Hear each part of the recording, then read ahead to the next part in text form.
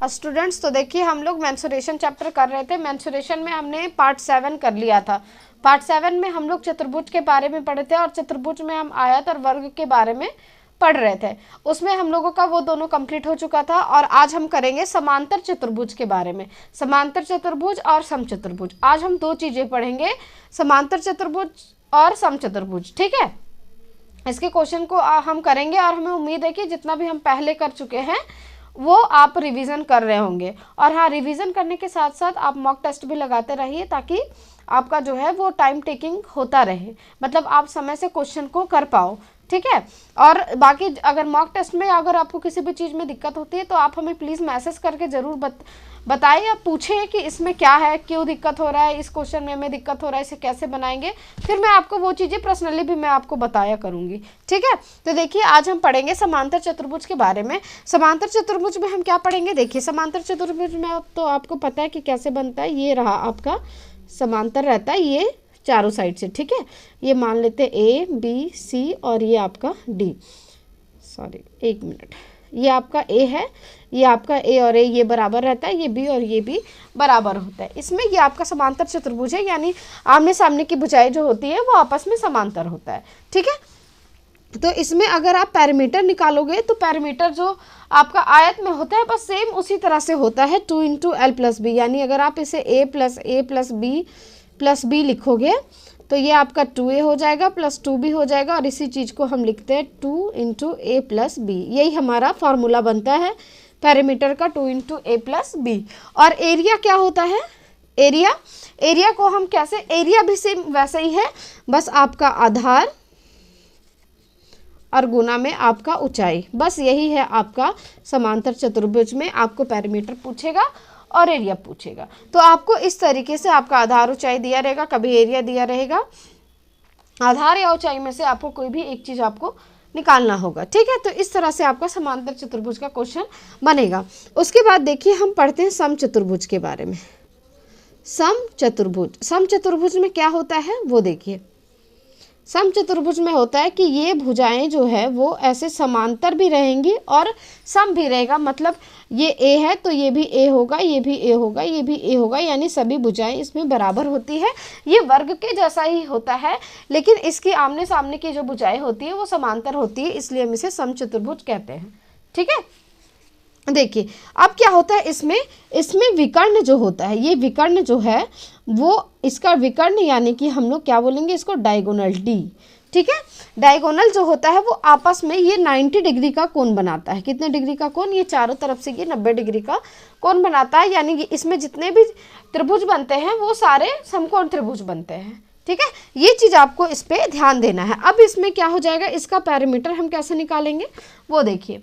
Parameter जो है वो ए देखिए, ए प्लस ए प्लस ए प्लस ए प्लस ए क्या हो गया आपका, ये 4a आ गया इसका पैरामीटर। उसके बाद क्या है आपका, ये है एरिया। एरिया हम कैसे निकालेंगे, तो एरिया हमारा क्या होगा, इसमें एरिया जो होता है 1/2 d1 इंटू d2, यही इसका एरिया होता है ना। या इसका हम एक तरीके से और भी निकाल सकते, इसमें भी हम आधार गुना ऊंचाई ही निकाल सकते, इसमें भी हम आधार गुना ऊंचाई करके इसका फॉर्मूला निकाल सकते हैं, लेकिन ये एक और यहाँ पे एक और हम लिख देते हैं, यानी आधार गुना ऊंचाई, इसका भी फॉर्मूला ये भी होता है। ठीक है, और एक होता है 1/2 d1 इंटू d2, d1 का मतलब हो गया डायगोनल 1 और d2 का मतलब हो गया डायगोनल 2, ये इसका एक फॉर्मूला होता है। ठीक है, अब देखिए इसमें क्या हम करेंगे, सबसे पहले इसमें आपको ये पूरा फॉर्मूला याद होना चाहिए आपको, समांतर चतुर्भुज का, समचतुर्भुज का। ये तो ज़्यादा हार्ड तो है नहीं, ये तो आपको बस याद हो जाएगा, देखते ही देखते आपको याद भी हो गया होगा। अब हम फिर इसके आगे इसका क्वेश्चन करेंगे। देखिए कैसे इसके क्वेश्चन एग्जाम में आते हैं वो हम आपको बताते हैं। आपको, हाँ मैंने आपको पहले भी बोला था, ये चैप्टर जब मैं स्टार्ट कर रही थी, जब मैं आपको त्रिभुज पढ़ा रही थी, तब उसमें मैंने आपको ट्रिपलेट याद करने बोला था, जिसका यूज़ हम लोग अभी तक भी करते आ रहे हैं। ठीक है, ट्रिपलेट का यूज़ हम अभी तक कर रहे हैं और आगे भी जब तक मेंसुरेशन चैप्टर चलेगा तब तक हम उसका यूज़ करेंगे।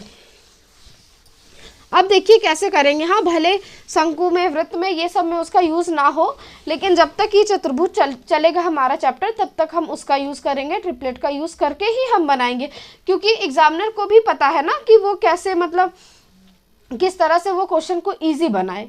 इजी बनाए मतलब अगर जिसे इजी ट्रिक पता है वो तो इजी से निकल जाएगा, लेकिन जिसे नहीं पता है वो कैलकुलेट करते रह जाएगा। तो इसीलिए एग्जामिनर भी जो होता है ना वो अधिकतर ट्रिपलेट्स के ही क्वेश्चन देता है कि जो मेहनत करने वाले बच्चे जो ट्रिपलेट्स याद किए होंगे उनका तो हो जाएगा, और जो नहीं याद किए होंगे वो फिर अपना कैलकुलेशन से करते रहे, फिर उनका टाइम ज़्यादा लग जाता है उसमें। ठीक है, तो देखिए इसमें क्या है हमारा, इसमें एक हम क्वेश्चन आपके सामने लेकर आए हैं। क्या है क्वेश्चन? किसी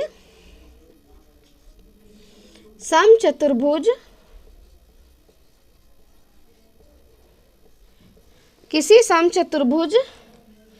का विकर्ण 32,24 है, तो क्षेत्रफल तथा परिमाप ज्ञात करें। ये आपका क्वेश्चन है। ठीक है, ये आपका क्वेश्चन है। इसमें विकर्ण दे रखा है, जैसे मान लीजिए ये आपका समचतुर्भुज है। ठीक है, ये आपका समचतुर्भुज बन गया है, इसमें आपका ये दो विकर्ण है। ठीक है, एक विकर्ण है आपका, मान लीजिए ये 32 है और ये आपका है 24। ठीक है, इसमें आपके दो विकर्ण दे रखे हैं, तो इसका क्षेत्रफल तो हम बहुत आसानी से निकाल लेंगे। क्षेत्रफल कैसे निकालेंगे? 1/2 इंटू d1 इंटू d2। ये है आपका 1/2 d1 इंटू d2, 24 इंटू 32। तो आप इसे निकाल लेंगे 12 2 24, 2 36 37 38। यानी ये जो है वो आपका अगर सेंटीमीटर में हो तो सेंटीमीटर में, मीटर में हो तो वो इसका आंसर, ऐसे आपका इसका एरिया जो है वो निकल जाएगा। ठीक है, ये आपका एरिया निकल गया। अब हमें इसका परिमाप निकालना है, तो हमें तो परिमाप तो इसका तो भुजा तो हमें पता ही नहीं है, तो उसके लिए इसका परिमाप क्या होता है? इसका परिमाप होता है 4a, तो हमें a तो पता होना चाहिए ना। तो इसके लिए देखिए हम इसे a कैसे निकालेंगे। यहाँ से आपको अभी मैंने बताया था कुछ देर पहले ही कि ये जो है वो समकोण त्रिभुज बनाती है, यानी कि ये समचतुर्भुज के जितने भी ये जो त्रिभुज बनते हैं उसके अंदर वो आपस में जो है वो समकोण त्रिभुज बनाता है। अब समकोण त्रिभुज में हम लोग कौन सा लगाते हैं? ट्रिपलेट लगाते हैं। अब देखिए हम इसमें ट्रिपलेट कैसे लगाते हैं। ये मान लीजिए ये आपका त्रिभुज बन गया। ठीक है, ये आपका त्रिभुज है, मान लीजिए ये 32 है, तो इसका अगर ये आपस में बनाते हैं तो ये कितना हो जाएगा? 16, ये भी 16, ये 12 है विकर्ण, तो सॉरी 24 है, तो ये 12 हो जाएगा, ये 12 हो जाएगा। अब देखिए ये जो एक समकोण त्रिभुज ये बन रहा है, ये समकोण त्रिभुज बन रहा है ना, आपको लग रहा है ये समकोण त्रिभुज बन रहा है ना। यहाँ पे देखिए ये 12 है, ये 16 है। अगर ये 12 16 है, अगर हम इसे 4 से काटते तो ये 3 हो जाएगा, और ये 4, और इसको हम 4 से फिर गुना करेंगे। ये तो मैंने आपको पहले ही बताया था, ये बार बार बताने वाली चीज़ें नहीं है, और नहीं भी समझ में आ रहा है, अगर आपने नहीं पढ़ा है तो आप फिर भी एक बार देख लो। जिससे हम यहाँ पे काटते हैं उसी से हम तीसरे वाले को हम गुना करते हैं। अब देखिए ये हमारा ट्रिपलेट बन रहा है, 3 4 और एक यहाँ पे 5, यानी इसका जो है भुजा कितना आ गया? 20, यानी इसकी भुजा कितनी है? 20। अब हम देखिए हमें तो अब भुजा पता चल गया, यहाँ में ट्रिपलेट याद था तभी तो हम भुजा निकाल पाए ना।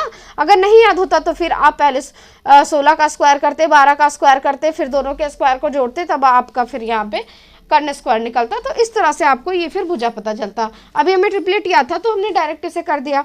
अब देखिए 20, अब हमें यहाँ क्या हो जाएगा? इसका पैरामीटर निकालने में ये 80 सेंटीमीटर का पैरामीटर हो जाएगा। तो मैंने आपको पहली क्लास में इसलिए बताया था कि ट्रिपलेट्स जो है वो बहुत ज़रूरी है, आपको याद करने हैं। मैं ऐसे ही आपको ट्रिपलेट्स याद करने नहीं बोल रही हूँ। ठीक है, तो ये चीज़ से इस तरह से आपका क्वेश्चन जो है वो एग्जाम में पूछा जाता है। इस तरह के अभी हम एक और क्वेश्चन करते हैं। ठीक है,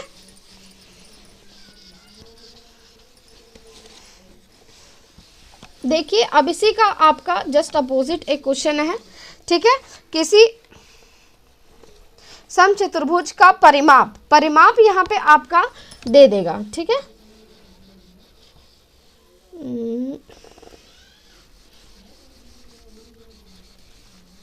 किसी समचतुर्भुज का परिमाप मान लीजिए 40 सेंटीमीटर दिया है। ठीक है, किसी समचतुर्भुज का परिमाप 40 सेंटीमीटर है, यदि उसका एक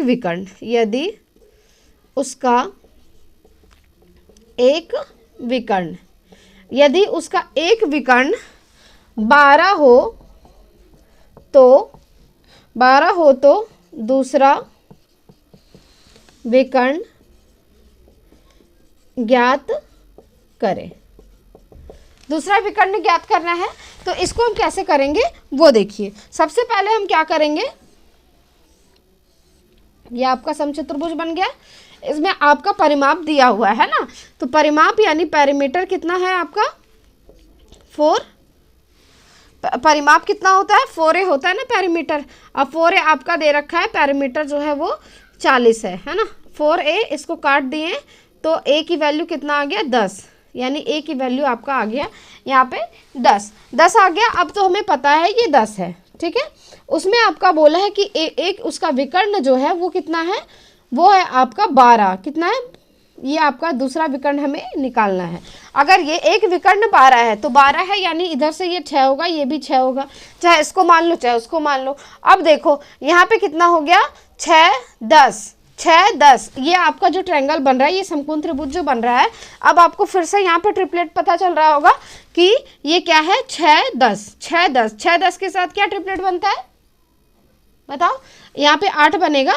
अगर आप इसे काटना चाहो तो 2 के टेबल से काट सकते हो, ये 5 आ जाएगा, तो 3 4 और यहाँ पे आप 2 से गुना करोगे तो 3 4 और 1 ये 5, यानी फिर भी तो आप 8 आया ना। अब देखो अगर ये 8 है तो ये भी कितना हो जाएगा 8 हो जाएगा, तो 8 8 16, यानी इसका जो दूसरा विकर्ण था वो कितना आ गया आपका, दूसरा विकर्ण आपका कितना आ गया 16, यानी कि हमारा D2 जो है वो आ गया 16। ये हमारा 16, हमें तो बनाने का तरीका तो उसमें पूछा नहीं जाएगा, हमें तो सिर्फ डायरेक्ट आंसर पूछा जाएगा ना, तो हम ये बना लेंगे। अब अगर इसमें हमें मान लीजिए बोल दे कि एरिया भी निकालना है, तो 1/2 इंटू D1 इंटू D2। अब तो हम इसे आसानी से निकाल सकते हैं। D1 हमारा 12 है और D2 हमारा 16 है। इसको काट देंगे तो 6 आ गया, 6 6 36 3, ये 9, यानी कि इसका जो है वो आंसर 96 सेंटीमीटर स्क्वायर आ जाएगा। तो समचतुर्भुज में इसी तरह के क्वेश्चन पूछे जाते हैं, ठीक है।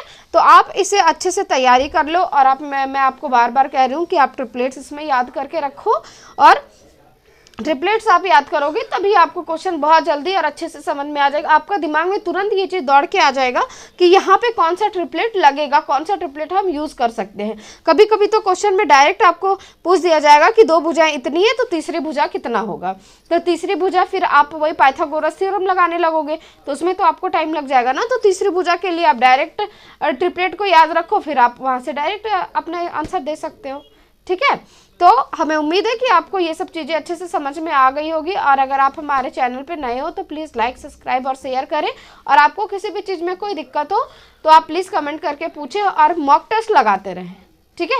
मॉक टेस्ट लगाते रहें। फिर मिलते हैं नए वीडियो में, तब तक के लिए थैंक यू सो मच।